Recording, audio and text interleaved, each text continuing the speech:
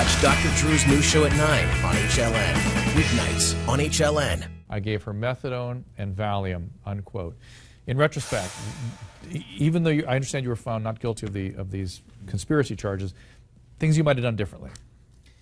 Well, in retrospect, you're going to look at any patient and look at things that you may have done differently. Well, but you talked about crossing the lines here and making out with a patient. I mean, that's... Well, certainly one day. This is the one day out of a 3-year history with taking care of a patient. Well, what if we're a teacher and a student, and one day the teacher made out with the student? That's crossing over. It was a party situation. It was one day.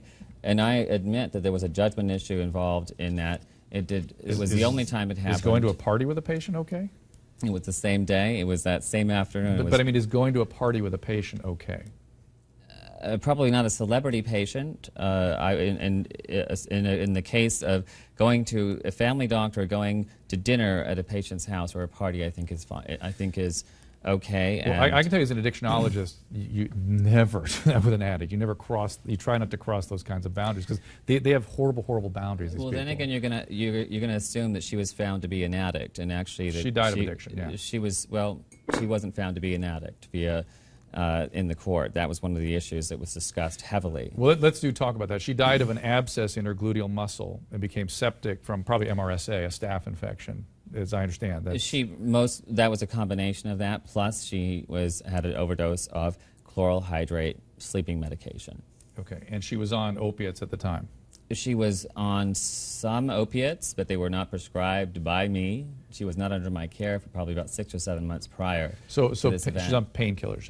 Okay, so let me just describe this for the viewers at home. Mm-hmm. So people don't understand that this is what she died of. She had from injection. I read her autopsy report, and she had so many injections of painkillers in her gluteal muscle that it was actually like wood back there.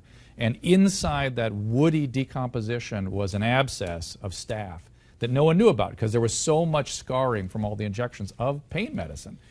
I mean, that's what the autopsy showed. She had injections of B12. So again, B12 is barely sub-Q. That's not going to be deep muscular It's all perception, and it's all, there was no history. So Anna Nicole is not a drug addict. Well, that's what, under my care, she was not a drug addict. She went to the Betty Ford Clinic in the mid-90s. Okay, so wait. In order to be admitted to the Betty Ford Center, you have to meet criteria for addiction. Period, end. So she is by definition an addict. Period. That's like saying she was admitted for heart failure to the ICU but didn't have heart failure. As you well know as a physician, there are different definitions. There are legal definitions of addiction. There are medical and clinical definitions of addiction. And, in the case of like alcohol, once an addict, always an addict is what they say. And so she was admitted for addiction. She had that diagnosis. Right. Now the question is, does an addict deserve pain medication? Does they deserve adequate pain medication or control of their other medical symptoms? Or you just merely say, well, geez, they only need to see an addictionologist. No. They need all the other things. So that's my. That's how Michael Jackson died. Michael had legitimate pain concerns. Pain is a part of people's lives. It lives in. And I assume that Michael Jackson had a lot of issues with pain from his accidents and the explosion with his hair. So for many years, it's been documented that he had issues with his pain, and maybe it wasn't well managed. Who knows? Right. If it had been better managed, what would that have looked like? Well, hopefully he would have had a pain management specialist. He would have probably had a psychiatrist dealing with emotional issues. Okay, you're making a great point. So the deal is that there should have been a team around him. I agree. There should have been a team around him. Do you wish you'd created a team for Anna Nicole?